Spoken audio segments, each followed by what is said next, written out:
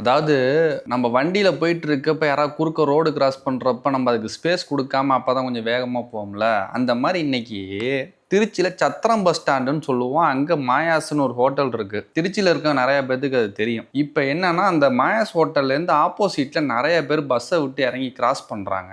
அவங்க கூட சேர்ந்து நானும் ஒரு கூட்டமா கிராஸ் பண்றப்ப என்ன ஆச்சு அப்டின்னா, அப்பதான் வண்டி வேகமா வருது. விட்டா அடிச்சு பறக்க விட்டுருவாங்க போலயே அப்டின்னு சொல்லிட்டு என் ஃப்ரெண்டு கிட்ட பேசிக்கிட்டே வரேன். நெறைய பேரும் அதே மாரி தான், என்னப்பா ரோடு கூட கிராஸ் பண்ண முடியல, இவ்வளவு வேகமா வராங்கன்னு எல்லாம் திட்டிக்கிட்டே தான் கிராஸ் பண்றோம். இது காலையில நடந்துச்சு. சாயங்காலம் நான் என்ன பண்றேன், திரும்ப அதே மாரி வேற ஒரு இடத்துல வந்து ஒருத்தவங்க ரோடு கிராஸ் பண்றாங்க. நானுமே என்ன பண்றேன்னா, அவங்களுக்கு ஸ்பேஸ் குடுக்காம அப்பதான் வண்டிய வேகமா நான் அவங்களுக்கு முன்னாடி போயிரணும் அப்படின்னு நினைக்கிறேன். நான் மட்டும் இல்ல, நெறைய பேர் வந்து நம்மள அறியாமலே வந்து என்ன பண்றோம்னா, ரோடு கிராஸ் பண்றப்ப மத்தவங்கள திட்டுறோம். ஆனா நம்ம வண்டி ஓட்டும்போது அதுக்கு ஸ்பேஸ் குடுக்கறது இல்ல. உனக்கு எப்படி இன்னைக்கு தெரிஞ்சிச்சு அப்படின்னா, நான் ஒருத்தருக்கு வழி குடுக்காம போனேன்னு சொன்னேன்ல. அப்ப வந்து அவரு என்னப்பா ரோடு கூட கிராஸ் பண்ணக்கூடாதா அப்படின்ற மாரி ஒரு கை செய்கையிலே காமிச்சாரு. அப்பதான் நினைச்சேன், காலைல தானே நான் ஒருத்தரை திட்டினேன், அப்ப நான் அவருக்கும் நமக்கும் என்ன வித்தியாசம் அப்படின்னு சொல்லிட்டு அன்னைக்கு என்ன பண்ணேன், ரோடு கிராஸ் பண்றதுக்குலாம் கொஞ்சம் ஸ்பேஸ் குடுத்தேன் பாருங்க. அதுல ஒருத்தர், ஒரு வயசானவரு கிராஸ் பண்ணிட்டு ஒரு சின்ன ஸ்மைலோட என்னை திரும்பி பார்த்தாரு. இது வந்து என்னை என்கரேஜ் பண்ற மாதிரி இருந்துச்சு. ஒரு நன்றி சொல்ற மாதிரி,